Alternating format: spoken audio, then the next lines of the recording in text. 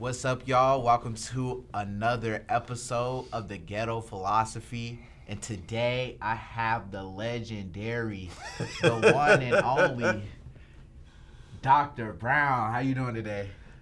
I'm doing all right. I don't know about legendary, though. Nah, you legendary. I'm just me. You legendary to me, man. You feel me? So, the first question I'll start off with today is, you developed a love for music at a young age. Can you share a specific moment in Birmingham that solidified your passion for music? That's a tough one, but I'll probably have to go to a story that is too young for me to technically remember. I'm going based on a photo. So I come from a very musical family, and growing up in church, my mother was our minister of music. She, sat at the keyboard, and I literally sat at her feet. And there was one time when I was maybe 6 months old, and I found my way into the living room, and I climbed up onto the piano bench, and I started doing this on the keys. And my dad ran and grabbed the camera, and those two pictures that they captured from way back, I said, wow, something in this world prepared me to be a musician. And I don't think I really had much choice in the matter. Yeah. So, the next question I'll go to, correct me if I say her name wrong, but how did studying under Miss Patricia Williams shape your approach to music and performance? Patricia Williams, we all call her Miss Pat, or Miss Pat. It was the start for me. So, as you heard, I found the living room piano as a kid. When I was probably about 2 or 3 years old, my mother would come home from church, and she would teach me how to play some of the melodies and hymns and things that she would play in church. And when my parents realized, hey, even though he's only 2 or 3, it doesn't sound like a child banging. It actually sounds like real art, real music. So by the time I was 6, they said, okay, it's time to get him some real formal music lessons. And that's when we found Miss Patricia Ard Williams. My older cousin was already studying with her. Okay. And I started studying with her, and the rest was history. Once she taught me the basics of music, how to read, how to count, how to understand my circle of fifths, my key signatures. It's a shame. The rest was history for me because it was already something that I was passionate about. No one ever had to tell me to practice. Yeah. In my house, my dad was always, come out of the piano, come out of the living room. I can't hear the TV. So it was really the opposite for me. I was playing baseball. I started baseball my first year of piano, but on the baseball field, I was more thinking about my music than paying attention to the game. Yeah. So Miss Pat got me a start that I could not repay. Okay. She's a very country lady. We were in Alabama, but that does not change her knowledge or her passion for imparting musical wisdom into the next generation. She taught from her home in her living room, very casually. We didn't have technology and these nice buildings. Her mother was upstairs in the kitchen, always making the best smelling soul food you've ever smelled. I could just think about that. And she had a special needs son that would, run around the house making noises, but that's okay. We still learn. She always had one student at the piano for 30 minutes, and then another student at her living room table working on music theory activities for 30 minutes. And then we would swap. Okay. She kept us motivated with competitions, recitals, chances to win money. And I owe my entire career to the start that she gave me. Miss Pat. Yes, sir. And her picture actually sits on top of the piano in my office at home. Okay. So every time I'm on that piano, I can remember her. And the statue of J.S. Bach that was on her piano is now on mine. So I'm reminded of that every day. Yeah, that's good that you had that foundation. That's kind of how I felt a little bit when I went to Northwest School of the Arts, because I went to a School of Arts for chorus, like for middle school, and I did a little theater there and there for like my past, and then I went back to chorus like my freshman year, sophomore year before I like switched high schools. But Northwest kind of just built that performance in me and like that music and having a stage presence. So like I definitely understand where you're coming from with that.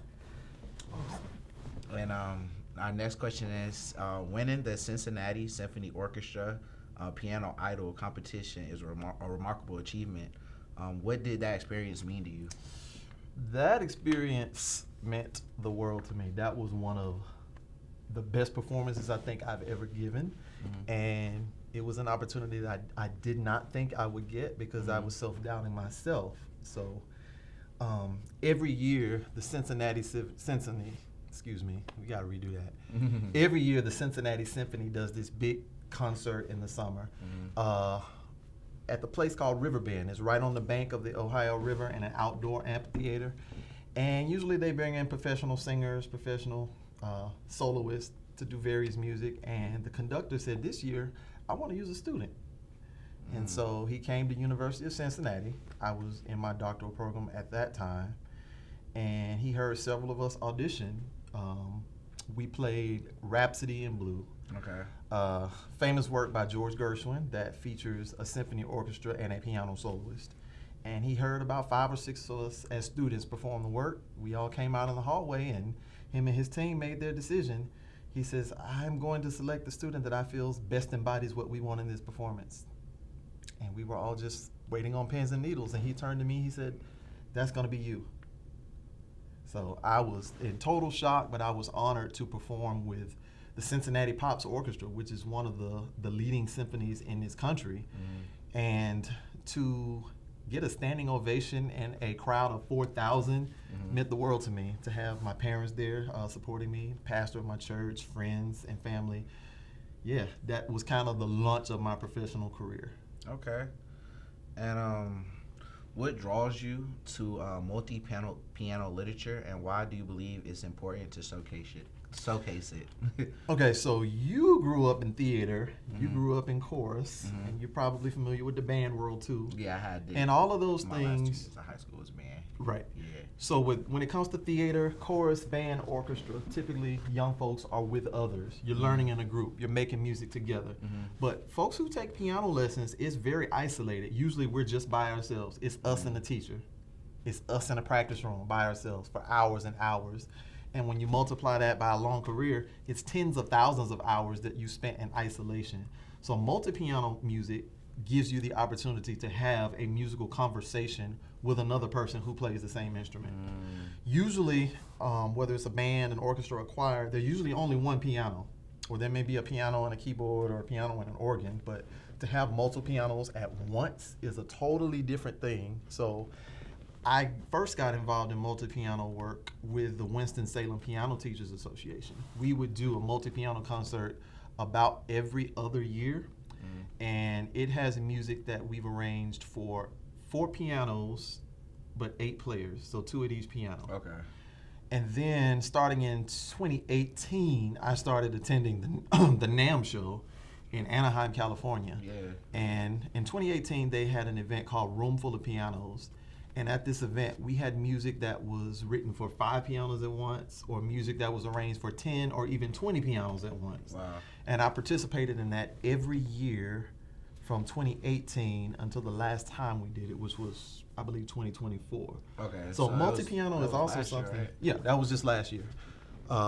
Multi-piano music is not something the public gets to see often. Yeah. You see bands, choirs, and orchestras, and you see plays all the time, every week.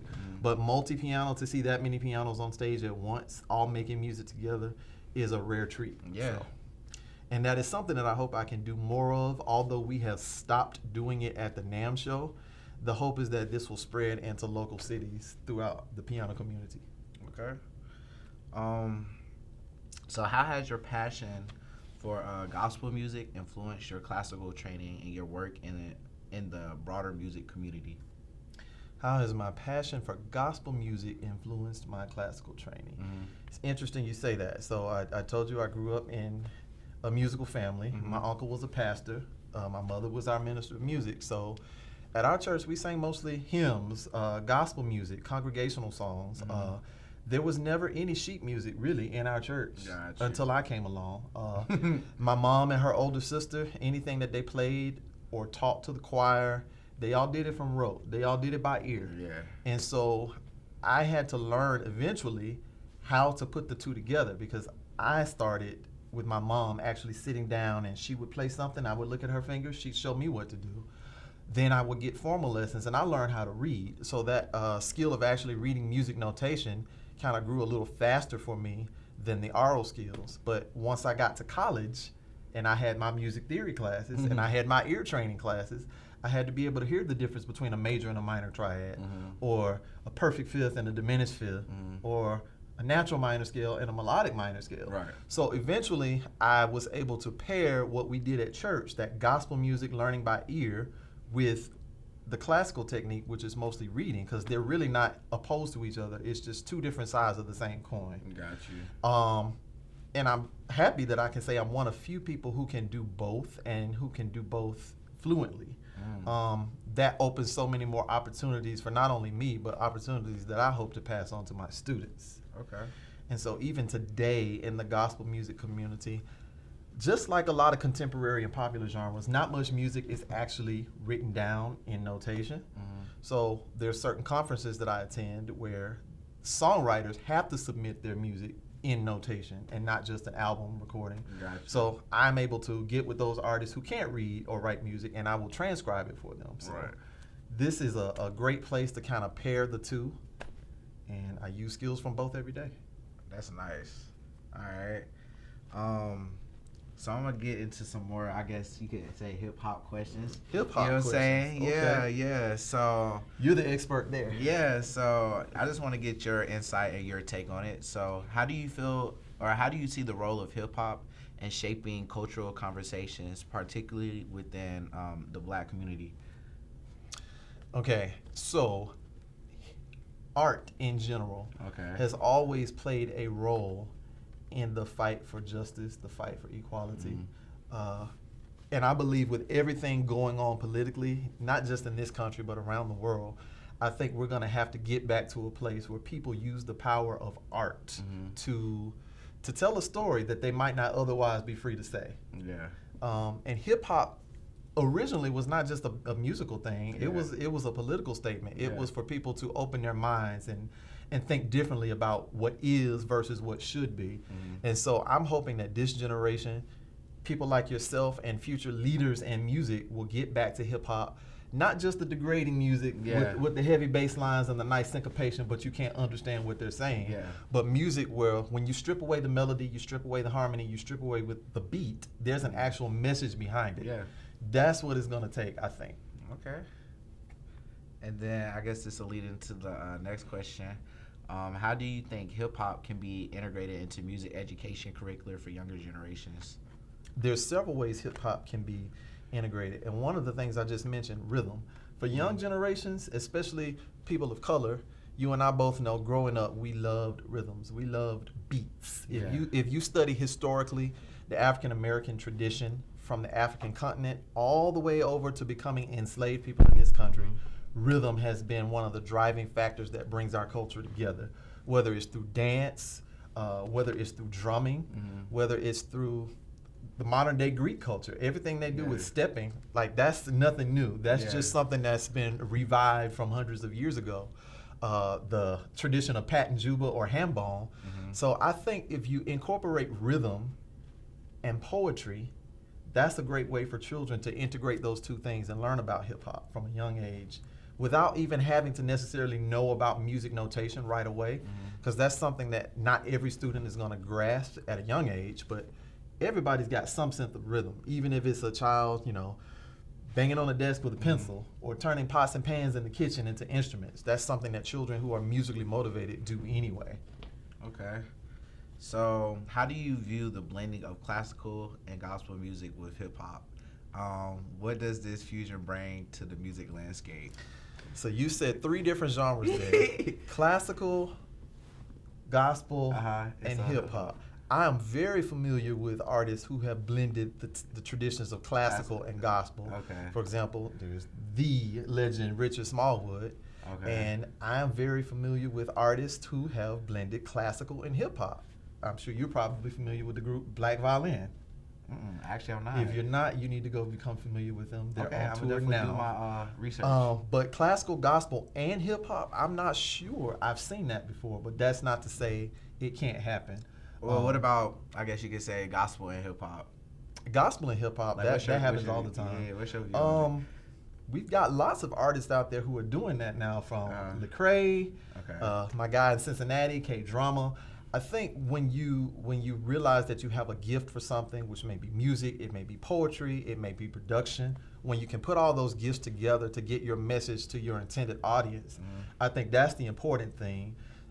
Genres are good for classifying music by characteristics. So when someone says bluegrass or country or jazz, you know what to expect. But on the flip side, genres can somehow force us into a box. And it's almost like the music industry or the general public is going to force you to do what you say you are. Gotcha. For example, an artist like Beyonce has been ridiculed, saying, "You're not a country artist. Why is she winning this award? Why is she at this show?" But if we get beyond genre and just do what you feel and what you feel can reach your audience, I think that's a great way to blend gospel and hip hop, gospel and classical, hip hop and classical, all of the above. I really like that answer. That was a good one to hit it on the head for real. So how has technology changed the way music is created, consumed, and what are your thoughts on its implications? Technology has changed everything. When I was growing up, I think cassette tapes were the first way I consumed music. Okay. AM, FM radio, and cassette tapes. Once I got a little bit older and got high school, I don't know if you've heard of this, but there's a thing called a CD player. Sony would make the Discman. Yeah, I know. First they had the Walkman, then the Discman. So I used to go to high school with my CDs, and you thought you was somebody if you had one with anti-skip protection. But we are so far beyond that. You can have tens of thousands of hours of music on your wrist and a watch with wireless headphones. So I think music is easier to produce, it's easier to consume, and it's easier for anyone to access. There was a day at an age where I remember if your favorite song came on, you had to be lucky enough to catch it on the radio and go to your boombox and hit play and record at the same time, and you could actually record what was coming over AM, FM radio. Those were the first mixtapes. And then if they didn't play your song, you actually had to call one of the radio DJs and request it, and hopefully it would be played within the next hour. But I think now people have so much more choice, from Spotify to Pandora to Amazon Music, Apple Music. Music is everywhere. Yeah. I also remember in college when albums used to release, I believe it was like Fridays or Tuesdays, and you would have to go to Walmart Supercenter at 11:59 and stand in the electronics department and wait on your favorite album to drop because they couldn't sell it legally before midnight in that time zone. But that's not even too much of an issue now. You can pre-save things on streaming services. So do you feel like that takes away from the culture at all a little bit? It does in some way, because you don't have those same experiences where everybody is rushing out to necessarily get the album at the same time. Most of the time when these albums drop at midnight, people are in their bed. They've pre-saved it and they'll listen to it the next day. So you don't have that conversation piece, in the caf or in the study halls. Did you hear such and such? Or are you going to go pick this up? Or actually being able to physically take a CD and loan it to a friend who may not be able to borrow it or to purchase it at that time. We can't really do that so much with streaming, but now that everything's on YouTube virtually for free, even if there's a few ads, I just think it opens the access to everyone. So there's very few people who have any excuse why they can't access art of all forms, because it's out there. Yeah, that was a great answer. So that's I don't know if it was a direct answer because there's pros and cons of this technology. You hit it right. I mean, the question was, how has technology changed the way hip hop is created and consumed, and you hit it right on the money. Like that was really a perfect answer. And I didn't say much about the production side, but there used to be a day where you had to have expensive equipment, you had to have connections in a studio to actually get a decent sounding product. Now you have young people who need nothing more than an iPad and a decent microphone, and they can make an album from their living room. Yeah. And there's enough software tweaks that can tune the acoustics to make it seem like you were in a large auditorium or something. So, and I know you're familiar with all the power of Ableton and Logic and Pro Tools. It's amazing what you could do with just a phone or a tablet. Got you some EQ, some compressor, some reverb, some auto tune. Whatever seasoning you feeling you want on it. So,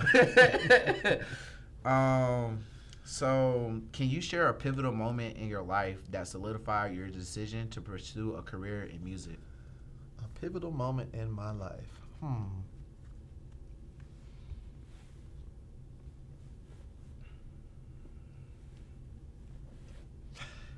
I don't know. I feel like I always had other interests. I always had other things I said I was going to pursue, but at the back of my mind, I knew music was going to be a part of my life somehow. Yeah. One thing I always loved as a child was Legos. Okay. So I went through a phase where I said I was going to be an architect. I can see that. So I was always building something. Yeah. And I love math and numbers. But, music won out. At one point, I told my parents I was going to be a pediatrician. And I also wanted to be a veterinarian. I said, I want to work on people for part of the week and animals the other part of the week. And my mom was like, well, you just don't forget which part of the week it is, so you're doing the right thing on the right creature. Even going off to college, I went to college technically on a piano scholarship, but pursuing pre-medicine. I was taking my theories and my music histories and all of those good classes. I took piano lessons. I sang in the choir, but I always still took chemistry. Right. I was double majoring. Oh, you're double major. Okay, yeah. Yeah, because I had to keep that music scholarship. Yeah. So that's what got me in the door. So eventually, I got to organic chemistry, which I took in the summer. And my teacher, Dr. Shedler, said, a lot of you probably will never need this information again, because he knew what we wanted to do career-wise. But the medical field is so broad that everybody takes that same exam, the MCAT. He said, you need this information to pass the MCAT, even if you never use it again. And it was then, I think that was like the summer of my sophomore year, that I decided to be done with medicine and just pursue music, which had been my lifelong passion anyway. Yeah. So maybe that could be the pivotal moment, but there's just been so many. But that was a great one for sure. So I guess this will lead right into the next question pretty good. So what challenges have you faced in your musical journey that have... let me re-ask it one more time. I'm sorry. What challenges have you faced in your musical journey, and how have they shaped you as both a musician and an educator? Where do I begin? Where do I begin? A career in music is a challenge to begin with. Yeah. Number one, so many don't respect the music industry as an actual job. Mm-hmm. And I'm going to just pause for your viewers right there. Musicians are actual people who do real work. We have a product or a service that we have worked to perfect, and we offer it to the public. So growing up in church, you can imagine how many times, oh, Myron, can you come play for this revival? Myron, can you play for my choir? Can you come to this rehearsal? And I'm like, well, what's the budget? Oh, we don't have anything. We can feed you, though. So we can feed you, though. And that's not just a cliche. But that's an internet meme. That's the truth. That is, though. So many people do that. Well, you get so much exposure. Very well may be true, but exposure doesn't pay bills. Yeah. Neither do chicken plates. Yeah. Or gas cards. So that respect of musicians, whether it's at a nightclub entertaining people at an open mic night, or whether it's at Sunday morning with a church, or whether it's at a school in an auditorium, this is a profession. It's a legitimate craft that people have worked at, and they deserve to be compensated for that. Yeah. Too many other professions get the respect that we don't. I don't think anyone goes to the airport and asks the flight attendant or the pilot, well, it's for a good cause. Can I just hop on for free? And when your toilet clogs, you don't expect the plumber to come out and do his job for free. Right. Even if it only takes him 5 minutes and he only has to tap 2 pipes half an inch, it doesn't matter. It's his or her experience for 20 plus years that allowed them to know what to tap, where to tap, just how hard to tap, and how much to turn. And you have to pay for that. Same with a musician. I don't care if you're a performer, a conductor, or a DJ. We have studied this and mastered it. You want us to give up of our time and special occasions. We're always missing on holidays and weekend things to make another event special through our gift of music. And there's a cost to that. So that has been one of the challenges of my career, is just trying to educate people behind that. And even every now and then I'll get on my soapbox about piracy. I am not the RIAA, but we all know copyright laws exist for a reason. Musicians, playwrights, poets, we are artists. That is our intellectual property. Yeah. So no, you shouldn't be putting someone's song as the background to your Instagram video without their permission or without a license so they can get royalties for it. No, you should not be making bootleg copies. I know we don't really do CDs anymore of your CDs and giving them out to friends and family. Right. No, you should not be sharing your password to your Apple Music with 5 other classmates or friends, because at the end of the day, it's going to hurt jobs in the industry overall. So I think that's the challenge that I have as an educator. Here at Winston-Salem State, we have a music business program, which you are about to be a graduate of, so you know all too well, how copyright laws work. And it may seem that it's not hurting anybody, but it really is. So many challenges. Even there was one year I was at open house where we were welcoming in high school students and their parents, and students were going from table to table viewing different departments and seeing what they could pursue at the university. And I remember this one gentleman told his child, "Oh, don't major in music. You want to go out and find a real job. You won't do that with a degree in music." And I had to collect myself and fix my face. And I said, "Excuse me, sir. What do you call what I do?" What do you mean by that? Exactly. So I think musicians have to be respected for what we do. We're not just entertainers. Yes, we are entertainers, but we're not just entertainers. We are, in many ways, therapy. Before it was hip to go to counseling or to have a therapist, for the black culture, music was all we had. That's that psychology of music class. It's the truth. The blues, that's all we had. Gospel, spirituals, that's all we had to get through our tough times. We put it in a song, we put it in a poem, we put it in a dance. So not only are we providing entertainment, but we are in a way healing souls because of the power of the gift of music. So there's so many challenges that I face as a musician, but that is one of the biggest ones, just breaking down those barriers so that we can be respected for the role we play in society. Because if you could think of a society without music, it would be pretty dismal. Everything from, I don't know, the organ at a basketball game, or the music that they play when Verizon Wireless puts you on hold, or any TV show or movie or video game without music would be pretty boring. Yeah. College football without a marching band. Yeah. Music really is all around our culture, and it's time for society to start respecting us for what we bring.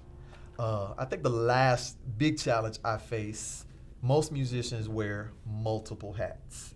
So time management, always being busy, always being on the go. For me, it's jumping from being a department chair to being a faculty member to being a minister of music, then to being a performer, and then to my role with, because I serve on several boards like the Winston-Salem Piano Teachers Association, Music Teachers National Association, the Gospel Music Workshop of America, Association of Music Executives North Carolina, legendary. And I play a different role in each of those places, so I have to take off one hat and put on another and make sure I think about my mental health and my physical health and make sure that I take time for myself. Because if you don't choose a day to rest, your body will choose it for you. Yeah.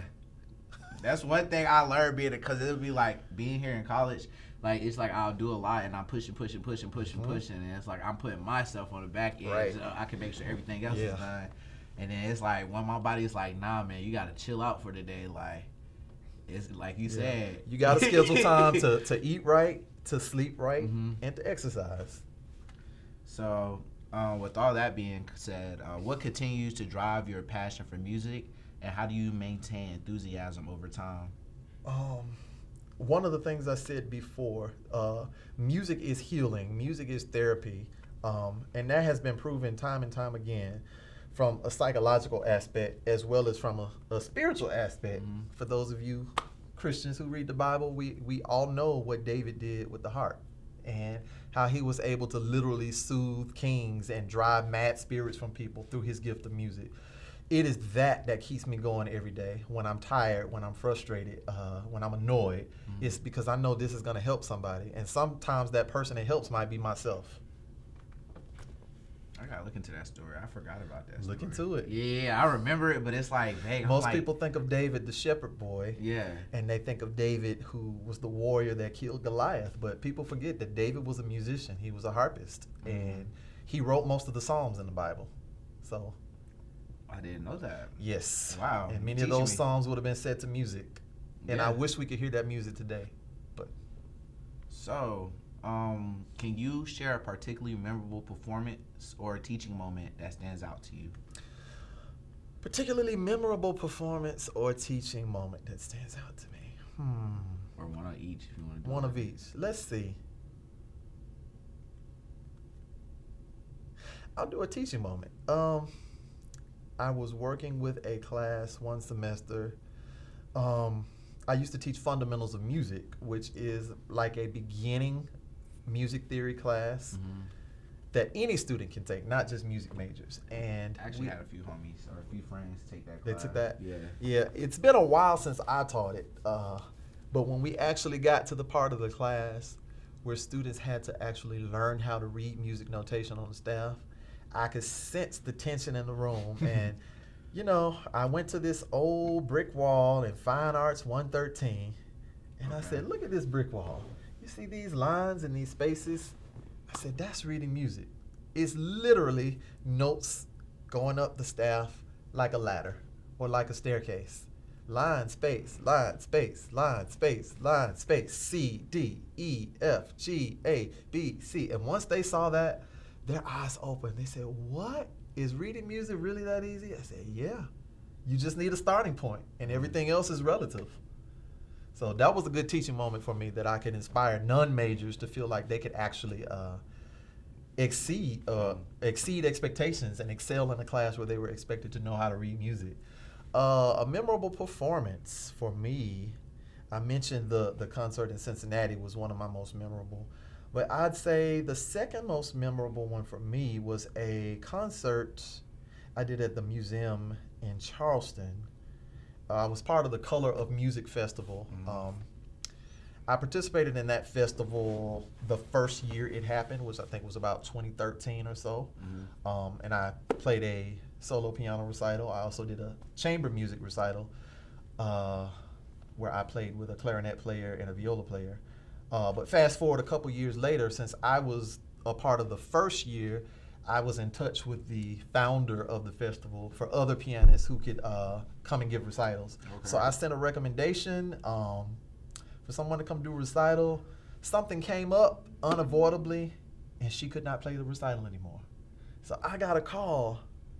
Hey, Myron Brown, we need you to come play a recital. I said, when? In 2 weeks. I said, whoa. So I had to go and fill in for the person I recommended to do the work. And I don't like last minute things because I like to give my best, because I think the people deserve to hear the best. And the composers whose music I play, most of whom are deceased, they deserve to have their music played the way they would have wanted it heard. But I pulled myself together and I said, you know what? You don't have a lot of time. Do what you do best. And my favorite classical composer has always been Frédéric Chopin. So I basically did a composer recital where everything was by Chopin. And I think that was one of the best performances I ever gave, and I regret that nobody recorded it. So I've got to start recording my concerts more often. So how do you feel when people mispronounce his name, Chopin? I think most people who do it are musicians who do it to be funny. But the general public, you know, all you can do is correct them, because everybody had to learn at some point. Yeah.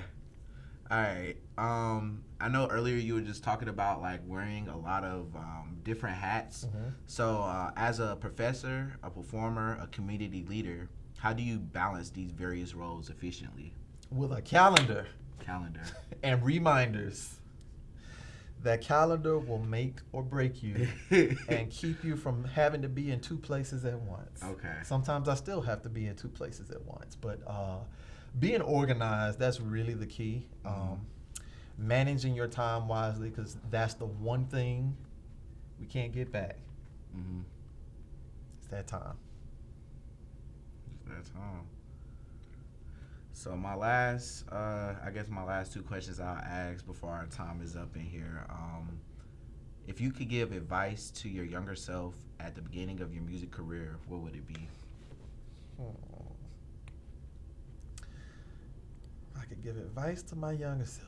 Man, we always know so much more afterwards than we do in the moment. I would say do more networking. Mm-hmm. I would have told myself, do more networking. I would have told myself, take more time for you. I would have told myself, record all your performances, because one day you want to catalog that, not just for yourself, but for your students, to inspire them. And you don't necessarily have to put them all out there, but the ones you feel are the best, share them on a website, put them on YouTube. I would have told myself to open an IRA. What's that? Individual retirement account. Okay. Open one this year. Okay. I would have told myself, start an LLC. Okay. I would have told myself, publish your music through that LLC. Okay. Do everything through that business. Because when you separate your business and your personal assets financially, you can have a little bit more protections. Okay. I would have told myself to have less tension in my body when I practice and when I perform, so I won't be so exhausted. I would have told myself, stop playing all the hardest music you can find every time you do a concert. I'm getting older, so I know better now. Always have a few pieces, one or two, that are gonna stretch you beyond your comfort zone and challenge you to improve your technique. Then, have a few pieces that are right at your level, and then maybe one or two things that you could sight read without practicing at all. That makes it a lot less draining mentally and physically. Okay. And one of my last questions, what kind of legacy do you hope to leave in the music world for your students and the broader community? The legacy I want to leave for my students and the broader community is that if I can do this, so can you. I am not some whiz kid prodigy. I'm just the average young black man that grew up in Alabama that was given a gift by God, but whatever level of gifting and talent we have, we still have to go above and beyond. We have to develop that so that where we start is not the same place we finish. So if you're investing years and years into your craft, there should be some improvement. Mm-hmm. But I would tell everybody, you can do anything that I do. I think the greatest joy for a teacher is when their students surpass them. So I would love for all of my students to achieve things wilder than they could ever imagine, and well far beyond what I have accomplished. Sure. I mean, I think that's all I really have. That's all?